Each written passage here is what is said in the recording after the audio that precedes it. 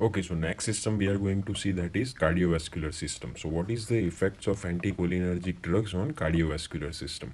So as we have already seen, the muscarinic receptors, there are of three types, M1, M2 and M3. And these M2 receptors are basically situated on the cardiac tissues.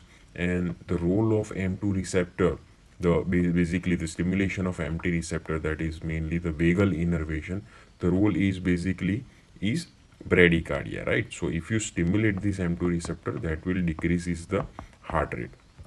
So now with anti-muscarinic drugs, if you block this muscarinic drug, especially M2 receptor, that will produce opposite effects, and that it produce tachycardia. So directly M2 blocking, that produces tachycardia. There is no major effect on blood pressure, though that is simple as that, because of the SA node and AV node are under vagal innervation, and the main function of vagus is to decrease the heart rate. So if you block that, that produces reverse action, that is tachycardia. So these anticholinergic drugs in nutshell produces tachycardia in heart tissues.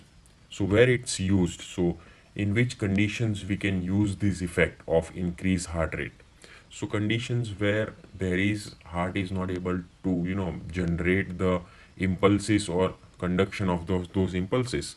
So those situations are heart block. That heart block may be partial heart block or complete heart block, or condition called as cardiac arrest, where heart needs to revive. So in these situations you need to give the drug that produces tachycardia. So atropine is the best choice of drug. That atropine in this situation might be a life-saving drug. Even in some situation, that is called as vasovagal shock, because of some painful procedures or any minor daycare operative procedures, patient because of anxiety might go into the vasovagal shock, where the heart rate decreases and the temporary blood flow to the brain decreases, and that produces the fainting, and dizziness. So in which vasovagal shock you can also, usually patient gets revived automatically, but you can give those drugs which increases the heart rate. So drug of choice in these situations are atropine. Again, let's jump to one more system, the use of anticholinergics in respiratory system. And we have already seen what is the role, or which are the muscarinic receptor present on respiratory system. These are M3 receptors. Those M3 receptors present on two tissues, one on gland and one on smooth muscles. So in respiratory glands, they increases the secretions. So secretions increases, and smooth muscle contraction. So there is bronchoconstriction would be there. So blocking those M3 receptor would produce opposite effects, and that produces decrease in the glandular secretions and relaxation of smooth muscles. And these things might be useful in conditions like COPD, where decreased secretions and relaxation of smooth muscles are very good and produces symptomatic improvement in patients. In patients of bronchial asthma, where these bronchodilatations would be beneficial. So in this respiratory situations where these anticholinergic drugs produces relaxation of smooth muscles and decreasing the secretions, these drugs are ipratropium bromide and tiotropium bromides, right? There is also one more drug that is called as glycopyrrolate. That is also an anti-muscarinic drugs, and it is specially used as a pre-anesthetic medications. Before the any surgical procedure, we give some of the medications, a combination of few medication, and one of those drug in that combination is this glycopyrrolate, that is called as pre-anesthetic. Before the anesthesia, few drugs combinations are given, and this drug is basically given to decrease the respiratory secretions and to decrease the chances of aspiration pneumonia. One more area where this drug produces its effects are gastrointestinal tracts.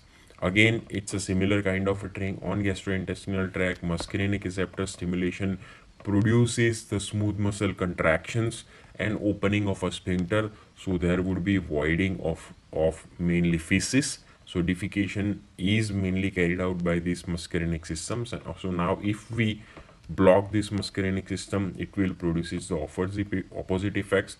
All those peristaltic effect would be decreased. There would be sphincter constrictions. There would be more of an constipation like a thing, and the gastric secretions will also be decreased. So all the gastric secretions starting from salivary gland to the acid secretion decreases. That is the effects on secretions. And the effects on smooth muscle tone, that is motility, that decreases the smooth muscle tone and motility of colon and closure of a sphincter and decreases peristaltic movement. So more of a constipation like picture, more of a relief from spasm, you know. So these are it is been used as an anti-secretory. It is used as in peptic ulcer where it decreases the HCl productions, and that would be beneficial in peptic ulcers. So drugs which are selectively blocking M1 receptors. M1 receptors are present on gastric glands. So these are beneficial drugs, and those names are pyranzapine and talanzapine. Initially non-selective blocker of the receptors were there. There were propanthelin and oxyphenonium, and it was substituted by pyranzapine and talanzapine subsequently. Again, as an antispasmodic, propanthelin, oxyphenonium, dicyclomine, these are drugs are commonly used as an antispasmodic. Any spasm of the smooth muscles of gastrointestinal tract would be relieved by this kind of anticholinergic drugs. So in intestinal colic, in diarrhea, in irritable bowel syndrome, this kind of situation, these anticholinergic drugs might produce symptomatic improvement. Similar way in genitourinary tract, similar kind of thing is being produced usually under the muscarinic control. There is a voiding of a urine by releasing of a sphincter and contraction of a smooth muscles of bladder. But because we are blocking those muscarinic receptors, now there would be a relaxation of bladder smooth muscles and contraction of sphincter, and that is and it because of this kind of effect, it produces urine retention. So now there would be no voiding, there would be urinary retention. So bladder muscles would be relaxed, so more urine gets accommodated, sphincter is contracted. So now there won't be any of voiding, there would be rather urinary retentions. So that is why these atropine kind of drugs are contraindicated in BPH. Now what is BPH? That is called as benign prostatic hypertrophy. In male, the urethra is getting covered in some part by gland that is called as prostate gland, because of this prostate gland. As the age advances, this prostate gland in some situations or some patient enlarges, and this enlarged prostate gland eventually puts pressure on this urethra, and because of that the urethral opening gets disturbed, and because of that there would be decreased flow of urine through urethra, and more of a urine gets accumulated inside the bladder. So patient need to go more, there would be more frequency, there would be feeling like incomplete evacuations. So these are the symptoms of BPH. So in that kind of a situation, if you give this atropine kind of drug, what will happen? This will aggravate the situation, that will worsen the situations, that now there will be more urine retention, ज़्यादा से ज़्यादा अभी urine का retention होगा. ठीक है. सो इस type की बिनाइन प्रोस्टेटिक हाइपरप्लाजिया में आपको एट्रोपिन जैसी ड्रग्स नहीं देनी है. ठीक है.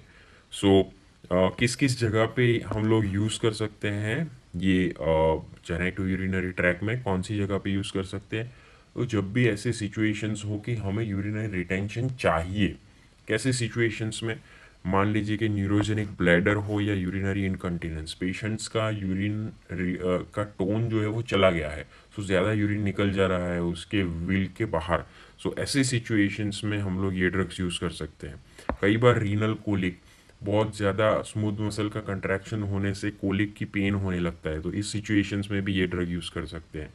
Suprapubic pain in cystitis and urethritis, अगर इन्फेक्शन हो गया हो तो उस सिचुएशंस में भी स्मूथ मसल्स जो है उस मेनली उसको रिलैक्स करने के लिए हम लोग ऐसी ड्रग्स दे सकते हैं. तो जो स्पेशली जेनाइटो यूरिनरी ट्रैक पे जो ड्रग्स यूज़ होती हैं वो स्पेसिफिकली M3 रिसेप्टर्स जो वहाँ पे के स्मूथ मसल्स पे होता है उसके लिए स्पेसिफाइड ड्रग्स बनाई गई है, और जिसका नाम है फ्लेवोक्सिड, टोल्टेरोडिन एंड ऑक्सीब्यूटिनिन. सो ऐसी कुछ दवाइयाँ हैं जो जेनाइटो यूरिनरी ट्रैक में भी यूज़ होता है.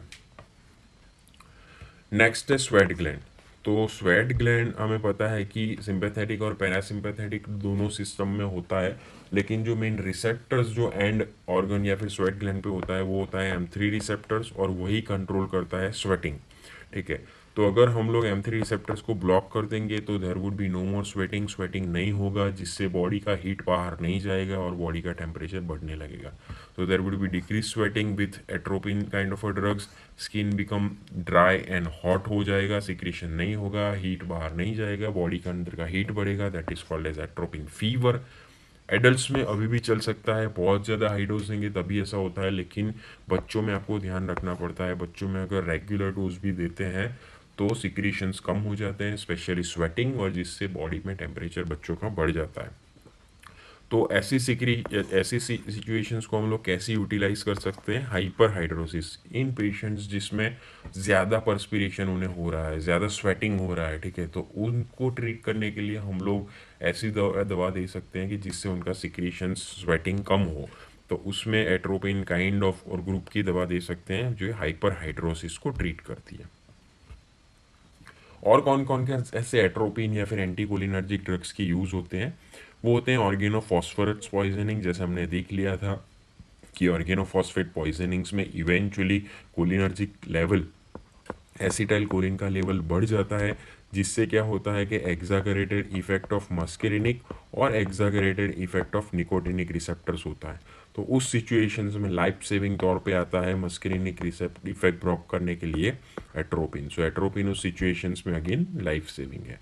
सेम वे जो मशरूम पॉइजनिंग भी होता है, उसमें भी कोलिनर्जिक एक्टिविटी बहुत ज़्यादा बढ़ जाती है कुछ स्टेजेस में। तो उस स्टेज में कोलिनर्जिक एक्टिविटी को कम करने के लिए वी गिव स्पेशली एट्रोपिन। ठीक है, नियोस्टिगमिन, हम लोग नियोस्टिगमिन यूज़ करते हैं। नियोस्टिगमिन अगेन ऐसी ड्रग है कि जो एसिटाइल कोलिन का लेवल बढ़ाती है। तो हम लोग नियोस्टिगमिन यूज़ करते हैं कुछ सिचुएशंस में, स्पेशली ऐसी कंडीशंस जिसमें मसल का टोन हमें रिवाइव करना है। ठीक है, स्केलेटल मसल्स का टोन हमें रिवाइव करना है, उस सिचुएशंस में हम लोग यूज़ करते हैं।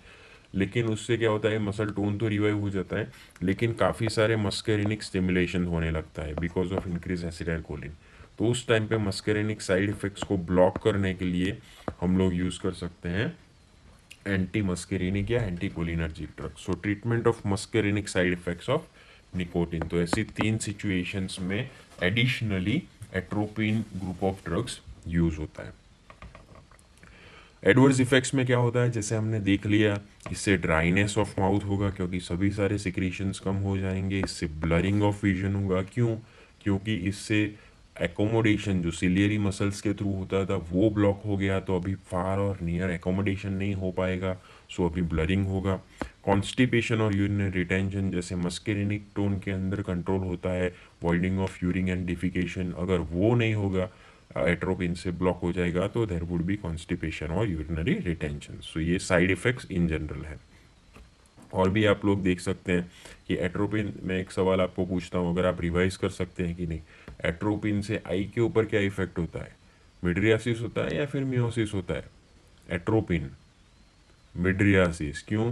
क्योंकि मियोसिस होता है कोलिनर्जिक ड्रग से, कोलिनोमाइमेटिक। एट्रोपिन एंटी कोलिनर्जिक है तो मिड्रियासिस, मिड्रियासिस होता है, और स्पाज्म ऑफ अकोमोडेशन से ब्लरिंग ऑफ विजन होता है। अभी एट्रोपिन पॉइजनिंग, अगर कुछ एट्रोपिन ज़्यादा डोज में दे दी जाए तो क्या होता है, there would be exaggerated muscarinic, exaggerated anti muscarinic symptoms. Okay, anti muscarinic symptoms बढ़ जाएंगे, तो एट्रोपिन की इफेक्ट इन शॉर्ट बढ़ जाएगी, तो जो उसकी जो साइड इफेक्ट्स थी ये सब चीज़ें वो एग्जागरेट हो जाएंगी। ठीक है, सो ड्राइनेस ऑफ स्किन हो गया क्योंकि सभी सिक्रेशंस बंद हो जाएगा, टेम्परेचर बहुत बढ़ जाएगा, हाइपर पायरेक्सिया हो जाएगा, फ्लशिंग ऑफ फेस बहुत हो जाएगा, मिड्रियासिस हो जाएगा जिससे फोटोफोबिया होगा, और urine retentions, difficulty in micturition, constipation type situation जैसा हो जाएगा। सो ट्रीटमेंट में के लिए अब क्या चाहिए? ऑपोजिट चाहिए। अब हमें कुछ भी तरह से एसिटाइल कोलिन का लेवल बढ़ा देना है इस स्टेट में, तो वो हम बढ़ा सकते हैं एंटी कोलिन एस्टरेजिस से, जिसका नाम है फाइजोस्टिगमिन। सो एसिटाइल कोलिन का जो मेटाबॉलिज्म है वो कम होगा, जिससे एसिटाइल कोलिन का लेवल बढ़ने लगेगा। सो इस स्टेज में हम लोग गैस्ट्रिक लवाज और आइस बेक स्पॉन्जिंग भी कर सकते हैं टेम्परेचर कंट्रोल करने के लिए, और ज़्यादा से ज़्यादा एट्रोपिन को हम लोग बॉडी से बाहर निकालने के लिए, उसको प्रिवेंट करने के लिए उसका अब्जॉर्प्शन। तो ये जनरली ट्रीटमेंट के कुछ फंडामेंटल्स हैं। सो ऑल इन ऑल अगर हम लोग उसको समराइज करें तो कौन कौन सी सिचुएशंस में एट्रोपिन या एंटी मस्करिनिक ड्रग्स या एंटी कोलिनर्जिक्स दी जाती है। तो सेंट्रल नर्वस सिस्टम से अगर हम लोग बात करें तो मोशन सिकनेस में हायोसिन, पार्किंसंस डिसीज में ड्रग्स दी जाती हैं, स्पेशली ड्रग इंड्यूस पार्किंसनिज्म, और अल्जाइमर डिसीज के डायग्नोसिस के लिए दी जाती है। आई के अंदर बात करें तो एज ए मिड्रियाटिक्स दी जाती है। यूजुअली हमने बात की थी कैसे पैसिव मिड्रियासिस होता है, कैसे स्पाज्म ऑफ अकोमोडेशन होता है। कार्डियक में बात करें तो हार्ट ब्लॉक जैसे सिचुएशंस में टैकीकार्डिया प्रोड्यूस करने के लिए यूज़ कर सकते हैं। रेस्पिरेटरी सिचुएशंस में बात करें तो सीओपीडी, अस्थमा और as a pre anaesthetic medication for prevention of aspiration pneumonia हम लोग यूज़ कर सकते हैं।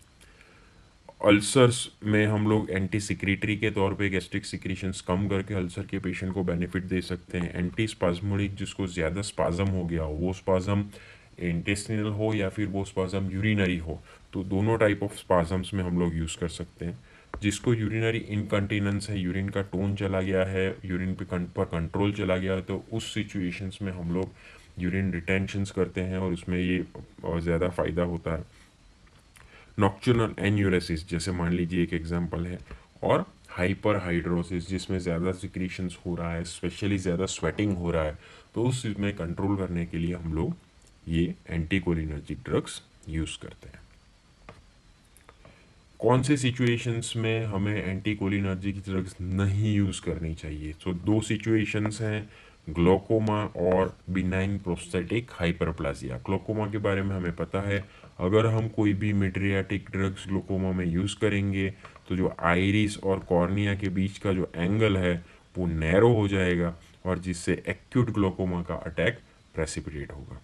और बिनाइन प्रोस्टेटिक हाइपरप्लासिया में हमने जैसे देखा था कि उसमें ऑलरेडी जो प्रोस्टेट होता है वो यूरेथ्रा को नैरो डाउन करता रहता है, already there is difficulty in voiding the urine. अगर उस सिचुएशंस में एट्रोपिन दिया जाए तो क्या होगा कि ज़्यादा यूरिन रिटेंशन हो जाएगा और ज़्यादा यूरिन वॉइडिंग डिफ़िकल्टी हो जाएगा, तो प्रॉपर वॉइडिंग नहीं होगा, जिससे यूरिन इन्फेक्शंस के चांसेस बढ़ जाएंगे। तो इसीलिए ये दोनों सिचुएशंस में एट्रोपिन आर एब्सोल्युटली कॉन्ट्राइंडिकेटेड।